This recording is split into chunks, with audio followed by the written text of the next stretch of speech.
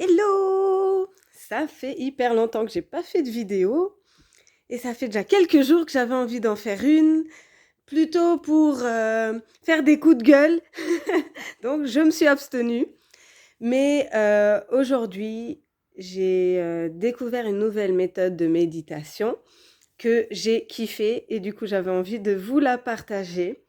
Parce que je sais qu'il y a beaucoup de personnes qui n'arrivent pas à méditer, méditer de la manière dont on dit, voilà, on se met en position du lotus, on fait le vide et voilà, ça c'est bien souvent un cauchemar, surtout pour les personnes multipassionnées qui, voilà, que le cerveau il fuse en permanence, ben leur dire de rien penser, c'est juste trop compliqué. Et donc voilà, donc j'ai adoré cette méditation parce que j'ai réussi à méditer avec et je vous ai déjà parlé de la méditation active, notamment de la méditation créative et je trouve que celle-là, c'est un hyper bon exercice que je vais mettre dans ma routine de méditation parce que en plus, elle fait mettre en jeu différentes choses, ce que j'adore faire aussi en tant que multipassionnée. On sait aussi, on a cette super capacité de mettre les choses en lien qui n'ont a priori aucun rapport. Et, euh, et là, franchement, c'est juste génial. Donc, assez de blabla, on va commencer. J'espère que vous avez des cartes oracle ou un tarot à votre disposition. Et donc, il s'agit de prendre une carte. Ah ben, attends, je vais le faire avec vous, comme ça. Hop. Ah, elle est belle, elle est belle, elle est belle. Oh oui, elle est parfaite.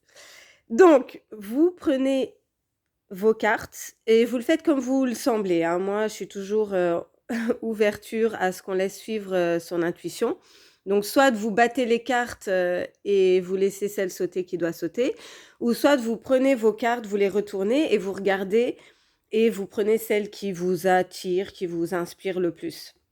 Donc, moi, j'ai juste pris, j'ai retourné, il y a celle-là qui est sortie et elle est juste magnifique et parfaite. Donc, vous prenez votre carte et vous la regardez. Vous la photographiez en fait jusqu'à ce que votre cerveau l'ait en mémoire en fait, la retienne les détails.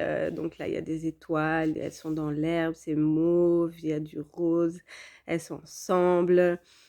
Il y a une brune, une blonde, une rousse, et puis ouais, j'adore les fringues. Enfin, ah, elle est belle. Et puis, une fois que vous l'avez photographiée, vous la posez et vous fermez les yeux. Et en fait, vous vous imaginez dans la carte. Vous imaginez que vous êtes en train de vivre ce qui se joue en fait dans le scénario. Alors moi, c'est bon déjà, je pars. Ouais, je m'identifie plutôt à la personne du milieu, peut-être parce qu'elle est brune.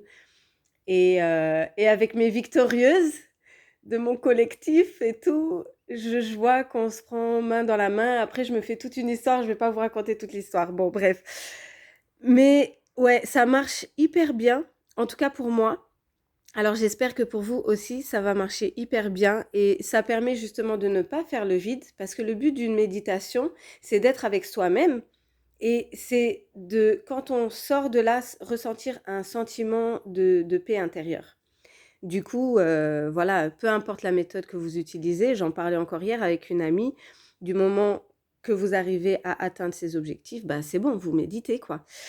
Du coup, si vous avez un cahier et un crayon à côté, c'est encore mieux et comme ça, vous pouvez noter aussi ce qui est ressorti ou peut-être un bout de l'histoire et noter, voilà, ce que vous avez appris sur vous ou sur votre situation actuelle.